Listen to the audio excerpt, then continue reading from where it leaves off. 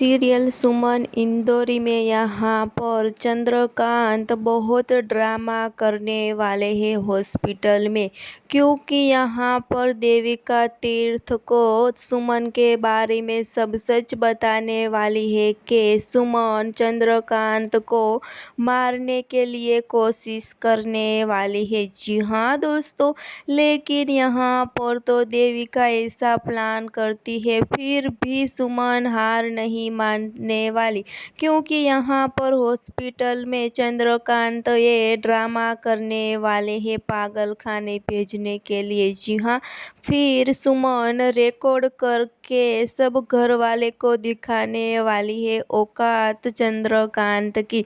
लेकिन यहाँ पर तो चंद्रकांत भी हार नहीं मानने वाला और चंद्रकांत ऐसा कदम उठाने वाला है कि सुमन को बहुत बड़ी सजा देने वाले हैं। जी हाँ, फिलहाल लिए बस इतना सा दोस्तों।